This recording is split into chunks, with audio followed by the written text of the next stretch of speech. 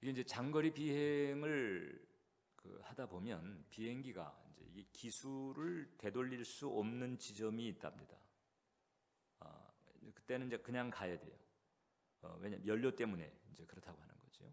근데 비행기가 가지고 있는 이제 그런 특성을 악랄하게 이용했던 나라가 일본이죠. 2차 대전 때 그 제로센 전투기에 그냥 목적지에 도착할 만큼의 연료만 담는 거예요. 돌아올 수가 없어요. 돌아올 연료가 없어요.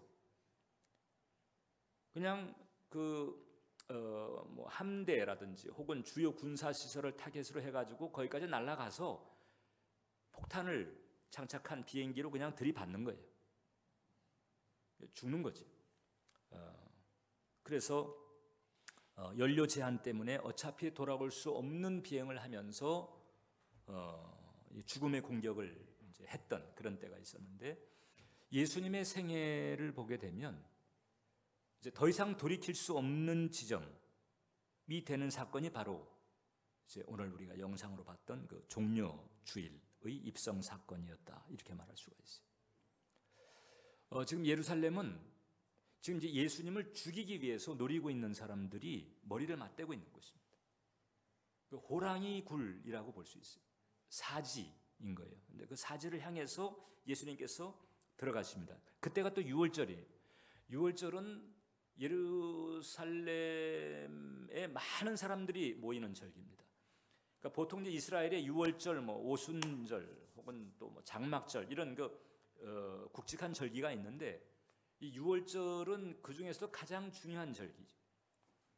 이것은 출애굽할 때에 이스라엘로 하여금 독립된 하나의 민족이 되게 만들었던 그런 효시와도 같은 절기였기 때문에 이스라엘 전역에서뿐만 아니라 저 해외에서도 교포 유대인들이 뭐 몇 년 전서부터 순례 계획을 짜고 유월절에 예루살렘에 모이는 거예요.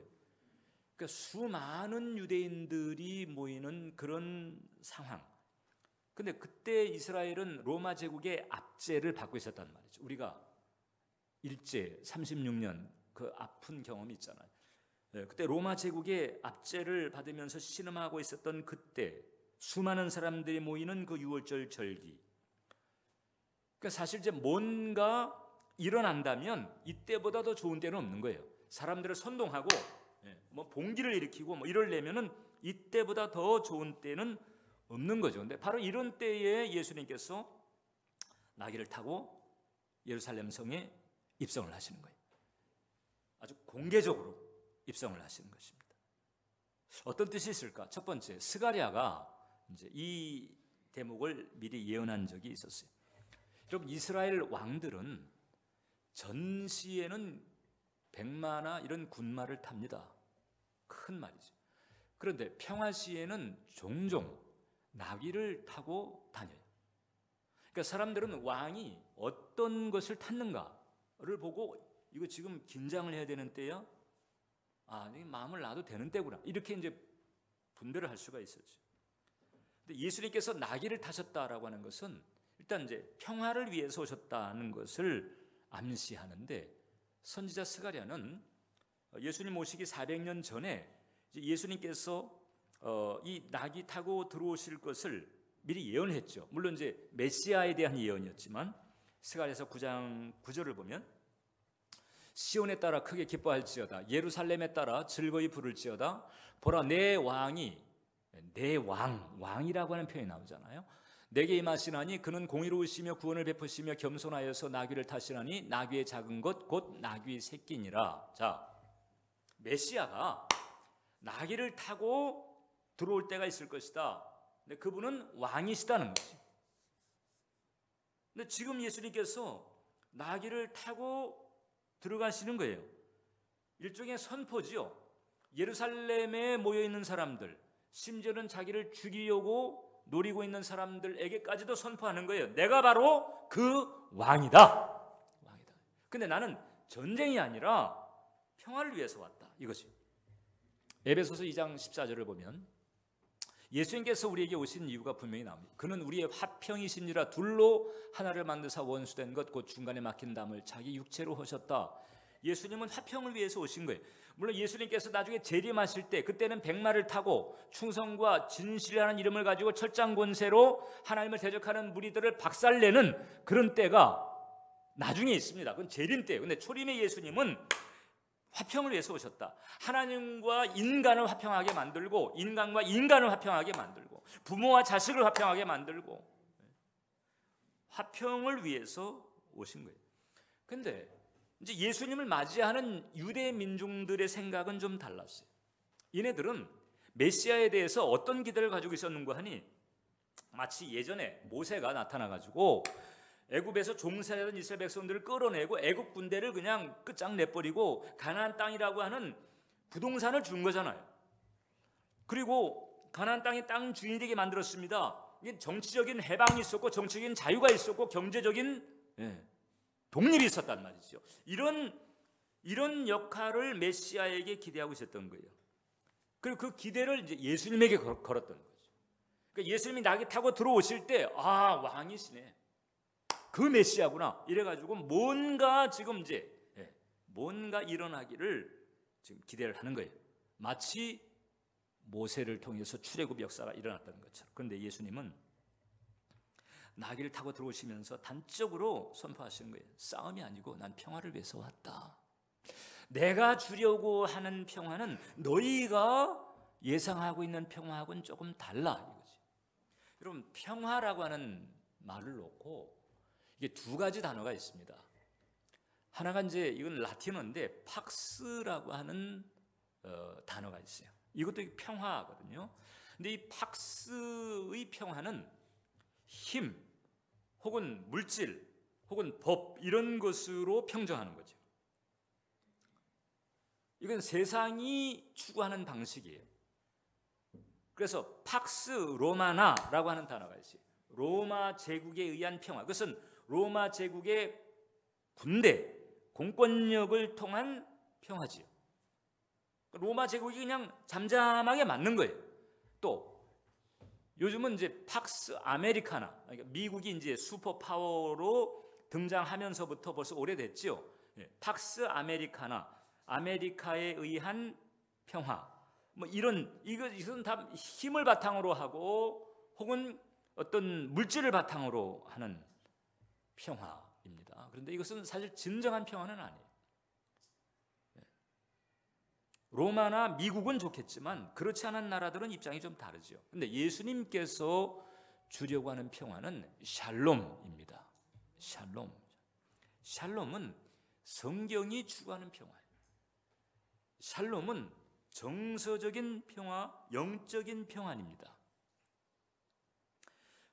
이 당시 민중은 팍스를 원했어요. 팍스.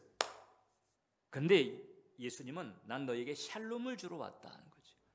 샬롬이라고 하는 것은 내적 힘입니다. 이건 정서적이고 영적인 평안이라고 하는 측면에서 이 은혜를 받으면 그럼 내적 힘이 생기는 거죠. 그 내적 힘으로 환경을 감당하고 심지어는 환경을 이겨내고 더 나아가서 환경을 바꾸고 그 환경이 어떠해도 상관이 없어요. 예수님과 함께 예수님이 주는 샬롬을 받으면 그 내적 힘으로 어떤 환경이든지 감당해 내게 되는 거거든요. 예수님께서는 우리에게 이 샬롬을 주시기 위해서 왔다는 거죠. 그러니까 오늘 그 예수님의 모습은 이렇게 말씀하시는 것 같아요. 너희 팍스를 구하려고 하지 말고 샬롬을 구해라. 돈이나 힘이나 지위 이런 것으로 기준으로 하지 말고 샬롬을 받아서 세상이 줄 수 없는 그 평안을 나누어라. 그리고 이 샬롬은 그래서 은혜와 진리와 사랑에서 오는 거죠. 은혜와 진리와 사랑에서 오는 이 샬롬, 이것을 예수님께서는 우리에게 전해주기를 원하시는 거죠. 그 은혜를 받게 되시기를 바랍니다. 여러분, 그래서 이 인간사를 보면요, 결국은 샬롬이 팍스를 이긴 거예요. 한때 그 나폴레옹이 그 대단한 군사력을 가지고 유럽을 평정하려고 했습니다. 팍스 나폴레옹 같은 거. 그래가지고 나름 어떤 그 자유 시대를, 그 유럽의 전제 군주 시대에 그걸 끝내고 나름 자유를 누리게 하고 싶은 마음에서 그랬다는 거예요. 아무튼 나폴레옹은. 그런데 결국 끝났어요. 실패했어요. 그리고 이제 세인트 헬레나 섬에 유배가 되어 있으면서 그때 그가 그런 얘기를 했다는 거잖아요. 나는 총과 칼로 평화를 가져오게 하려고 세계를 정복하려 했다가 실패했는데 나사렛 예수는, 그 십자가에서 죽어간 예수는 사랑으로 세계를 정복하지 않았는가. 사람의 마음을 파고 들어가서 샬롬을 주면서, 그래서 하나님 나라를 이루어가는 거지. 무력으로 안 되는, 무력을 넘어서는, 무력은 잽도 안 되는 그런 평화를 주시는 것입니다. 여러분, 이런 샬롬을 박스로 이루려다가 실패한 게 십자군 운동이고요. 로마 카톨릭이 남미를 선교하는 과정에서 실패한 게 바로 그거예요. 선교를 하려고 했는데 군대를 먼저 보냈어요. 군대를 먼저 보내가지고 죽이고 부수고 정복하고 난 다음에 그 다음에 사제가 가서, 그러니까 이 남미 카톨릭은 벌써 이제 본질적으로 타락하고 부패하고 이런 게 얼마나 많은지 몰라요. 예수님을 왕으로 모시고, 할렐루야. 스가랴 예언은 예수님을 왕으로 모시게 되는, 그리고 왕으로 모셨으면 왕으로 따라야 되는 거잖아요. 그렇게 하면 그 사람에게는 세상이 줄 수 없는 평안이 많다. 샬롬입니다. 샬롬. 내적 힘이 많은 거죠. 두 번째, 오늘 이 예루살렘 입성은 우리 신앙생활에도 물러서지 말아야 할 시점이 있다는 것을 가르쳐줘요. 여러분, 예수님은 죽기 위해서 태어나셨고 죽기 위해서 사신 분이에요. 사람은 살다 보면 다 죽죠. 그걸 말하는 게 아니에요. 예수님은 어떻게 살다 보니까 이유도 모르고 죽어가는 이게 아니고, 예수님은 죽기 위해서 태어나셨고 죽기 위해서 사셨어요. 요한복음 10장을 보면 아버지께서 나를 사랑하시는 것은 내가 다시 목숨을 얻기 위하여 목숨을 버림이라. 이제 벌써 부활이 암시되잖아요. 이를 내게서 빼앗는 자가 있는 것이 아니라 내가 스스로 버리노라. 지금 이제 사지를 향해서 들어가시는 거예요. 십자가가 지금 어른거리고 있어요. 근데 이것은 내가 뭐 질질 끌려서 뭐 이렇게 수동적으로 이렇게 억지로 가는 게 아니고 내가 스스로 버린다는 거죠. 누구 때문에? 나 때문에. 누구 때문에? 여러분들 때문에. 나를 위하여, 우리를 위하여 대속의 죽음을 죽기 위해서 지금 사지로 지금 뛰어 들으시는 거예요. 영국의 그 헐만 헌트라고 하는 유명한 화가가 있어요. 이분이 여러 작품을 그렸는데 그 중에서 이제 기독교 신앙 쪽으로 유명한 작품이 두 개가 있습니다. 하나가 그 이제 세상의 빛이라고 하는 그 요한계시록 3장 20절에 예수님께서 문 밖에 서서 두드리노니 등을 들고 계시는 그런 모습이 상당히 유명하고요. 또 한 가지가 오늘 주제와 관련된 그림인데, 그 그림 제목 자체가 죽음의 그림자라고 하는 거예요. 예수님께서 나사렛에서 아버지 그 목공소에서 일하실 때 어느 날 이제 일을 많이 한 거죠. 즉 그림에 나오는 저 그림자나 이런 각도로 봤을 때 지금 중천은 아니고 이제 해가 이제 뉘엿뉘엿 지어가는 오후 늦게쯤 아니었을까 이렇게 이제 보여집니다. 그때 예수님께서 이제 고단하니까 그냥 이제 기지개를 한번 이렇게 켜는데 그 뒤에 그림자가 지금 벽에 딱 비치는데 저게 바로 예수님께서 십자가에 달리시는 모습이라고. 그리고 그 모습을 지금 예수님의 어머니 마리아가 의미심장하게 바라보는 거죠. 이 그림이 상당히 많은 은혜를 줬습니다. 깨달음을 주고. 그래가지고 이 그림이 발표되고 난 다음에 이제 이게 순회, 그 전람회를 이제 많이 가졌단 말이에요. 예수님께서 이 땅에 왜 오셨는가? 또 무엇을 하셨는가? 그것이 무엇을 의미하는가? 그것을 단적으로 깨닫게 만들어주는 그림. 예수님은 죽기 위해서 오셨다. 정죄의 죄짐과 저주를 대신 감당하고 피 흘리기 위해서 오신 거예요. 여러분 한 분 한 분 마찬가지. 난지 8일 만에 아기 예수를 데리고 예수님 마리아가 성전에 갔을 때 시몬이 예언했어요. 칼이 내 마음을 찌르듯 하리라. 아들의 십자가의 처형이라고 하는 그 쓰라린 고통을 겪어야 되는, 그것을 이제 이렇게 예고를 한 거지. 그 십자가의 죽음을 죽어야 되는 그 사지로 지금 예수님께서 지금 이렇게 의연하게 가시는 거예요. 대속의 죽음을 죽기 위한 걸음입니다. 이 예수님의 이 대속의 죽음을 우리 인간사에서 가장 잘 실감하게 만들어주는 사례 하나가 있어요. 그게 이제 가톨릭 신부의 이야기인데, 2차 대전 때 그 이제 폴란드 출신의 그 신부가 있었어요. 막시밀리안 콜베라고 하는 신부가 있었는데, 유대인을 도왔다는 이유로 유대인 수용소 아우슈비츠에 수용이 됐습니다. 근데 그 아우슈비츠 수용소에는 그 당시 어떤 그 벌칙이 있었는가 하니, 누군가 한 사람이 탈출하거나 없어지게 되면 10명을 무작위로 뽑아요. 그 그룹에서. 그래가지고 아사 감방에 보냅니다. 아사, 굶어 죽이는 감방이죠. 그러니까 원래 영양실조인데 그나마 아사 감방에 보내가지고 이제 굶어 죽을 때까지 거기다 둔다는 것인데, 그런 상태에서 그 아사형을 받은 사람들은요, 짐승처럼 울부짖으면서 죽어간대. 왜냐하면 그 뭡니까? 그 막 창자가 말라붙고, 그다음에 그냥 목이 마르고, 이러면 공포 뭐 이렇게 해가지고 그냥 완전 짐승처럼 그렇게 몸부림치다가 아주 비참하게 죽어간다는 거였거든요. 그러니까 그 수용소의 간수들도 그냥 끔찍해했고, 뭐 수용소에 수감된 사람은 더 말할 나위가 없고. 근데 이제 한 명이 없어졌어요. 10명을 무작위로 뽑았어요.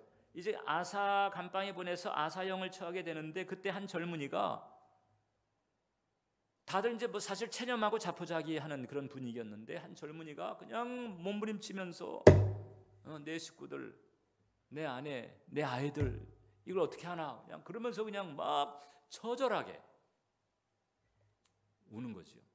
잠시 상황이 이제 좀 당혹스럽게 되어 있는데, 그때 뽑히지 않은 그런 사람들 사이에서 안경 쓴 한 남자가 나서는 거죠. 내가 저 사람 대신 내가 아사형을 내가 받겠습니다. 저 사람 대신 들여보내주세요. 그러니까 그 나치가 좋다 이래가지고 젊은이는 다시 살리고, 그 다음에 그 사람이 바로 신부였어요. 막시밀리안 콜베였어요. 그래가지고 그 젊은이 대신 들어가가지고 감방에서 2주간을, 한 주간 넘지 못한대요. 2주간까지도 계속 살아 있어가지고 나중에 이제 독극물 주사를 놔가지고 죽였다는 거예요. 나중에 이제 가톨릭에서 성인으로까지 이렇게 이제 일단 시성을 했던 사람이에요. 이게 대신 죽는다라고 하는 게 뭔가를 인간사회에서 보여준 그런 사례지. 예수님께서 그처럼 우리를 살리기, 나 대신, 우리 대신 죽음의 그 길을 아주 과감하게 의연하게 그렇게 걸어가셨다라고 하는 거죠. 여기서는 물러서지 않았어요. 왜냐하면 그 일 때문에 오신 거거든요. 근데 예수님께서 그러셨던 것처럼 우리도 우리의 신앙생활에서 물러서지 말아야 할 때가 있어요. 이 은혜로 합시다. 사랑으로 합시다. 우리가 이제 기독교니까 우리들 사이에도 그런 걸 생각하고 있고, 또 다른 사람들이 기독교인 우리에 대해서 기대하는 것도 그런 부분들이 있잖아요. 그래서 우리가 가급적이면은 인내하면서 혹은 참으면서 좋게 이렇게 하지만, 그러나 어느 시점에서는 물러서지 말아야 할 때가 우리들 신앙생활에서는 사실 안 생기는 때가 없단 말이죠. 직장이든지 사업장이든지 혹은 여러 종류의 인간관계 가운데서 더 이상 양보하지 말아야 되는, 사이좋게 지내고 싶지만은 그러나 아버지 뜻을 위해서, 신앙의 원리를 지키기 위해서는 더 이상 양보를 하지 말아야 되는 그 어느 지점이 있다고 하는 거지. 여기서 더 양보를 했다가는 어떻게 되는 거 하니? 이제 죄에 빠지는 거지요. 수치의 수렁에 빠지는 거지요. 그러니까 이제 거기서는 물러서지 말아야 되는 거예요.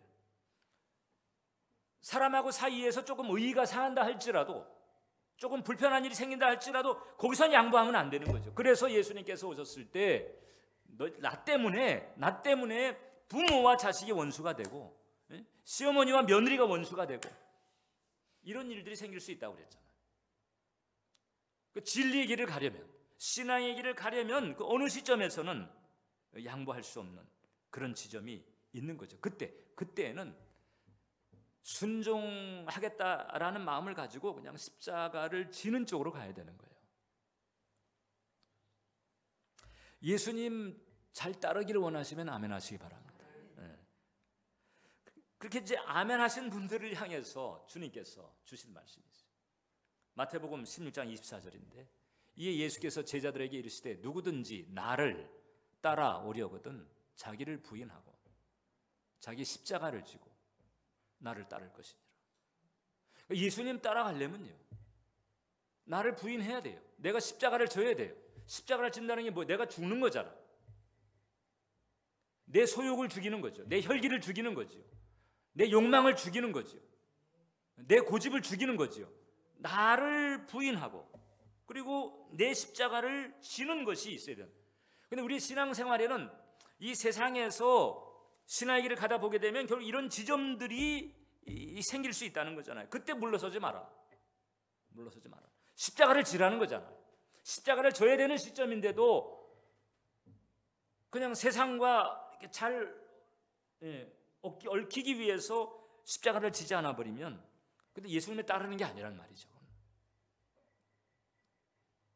미혹이나 유혹이 설치거나 혹은 혈기나 태만 혹은 탐심, 이런 것들을 설칠 때, 그때 우리는 그냥 잘 죽겠다 이렇게 마음 먹는 게 좋다. 십자가는 죽음이니까. 그래서 우리가 죽음도 예수의 죽음을 본받는 것이 중요합니다. 예수님의 죽음을 본받는 것이 중요하다. 여러분, 진정한 죽음이라고 하는 것은 내면의 죽음이에요.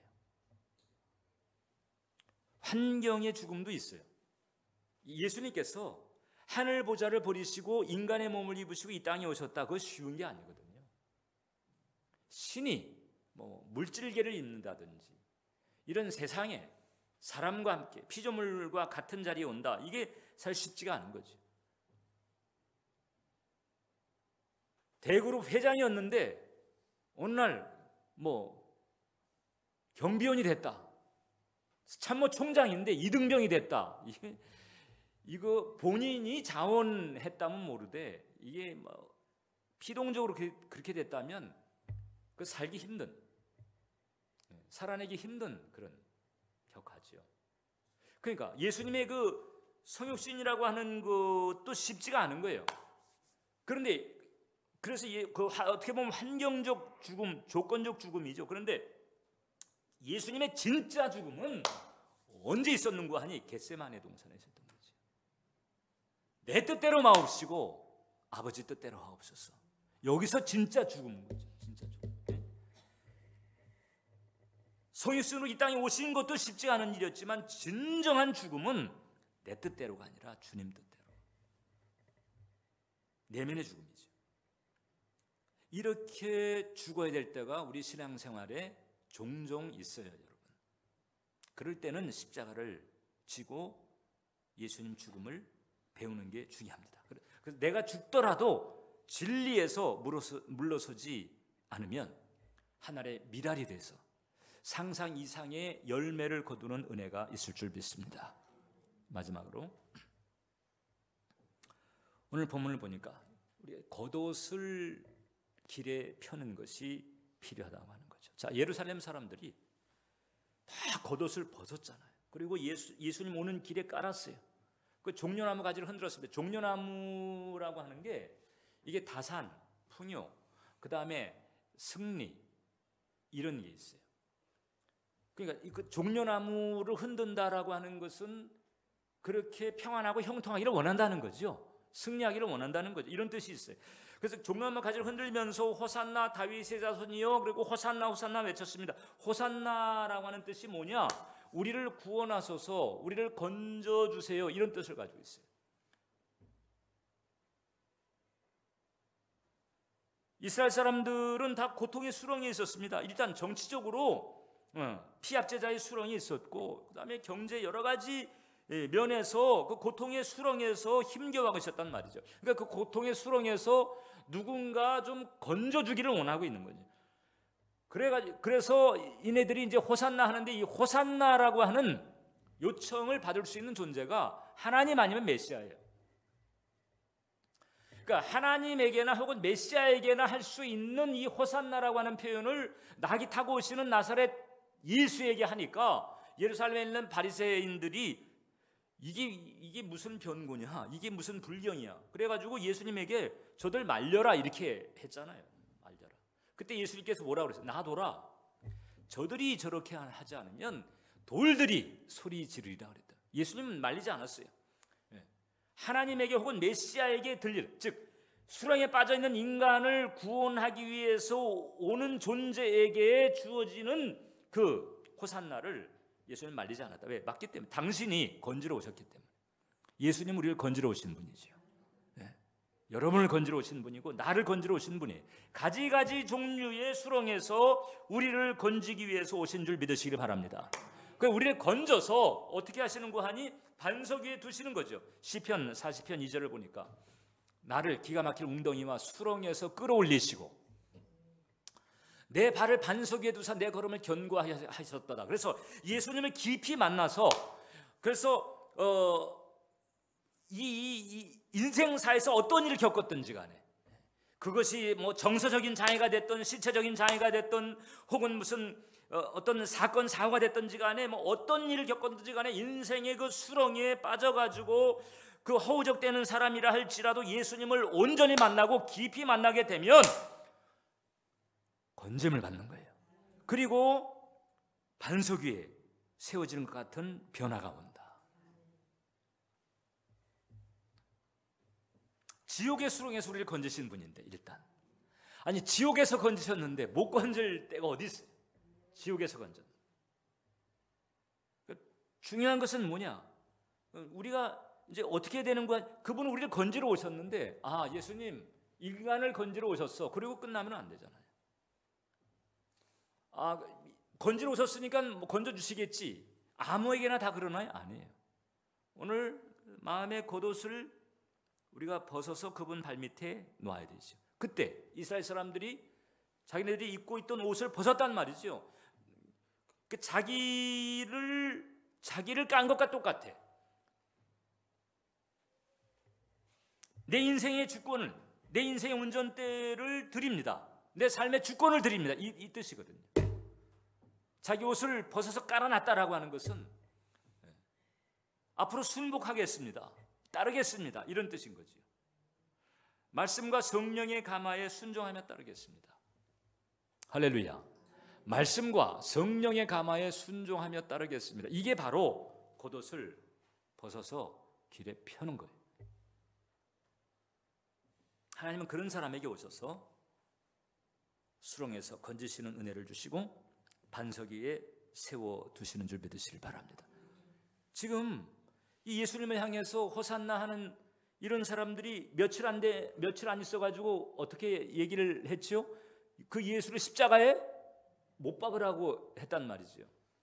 그러나 거기서 끝나지 않았어요. 예수를 십자가에 못 박으라고 외쳤던 그 사람들이 오순절이 지난 다음에는 예수님을 구주로 영접하고 사도행전에 초대교회를 세우는 일꾼들이 됐단 말이죠.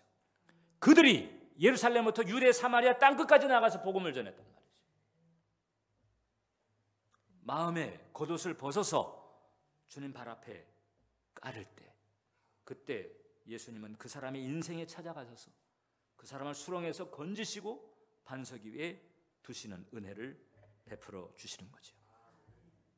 이를 위해서 예수님께서 2000년 전에 오셨죠. 오늘 우리가 그분을 이제 맞아들여야 되는 거죠. 오늘 그 왕으로 모셔드리고 그리고 겉옷을 펴야 되는 거죠. 기도하겠습니다.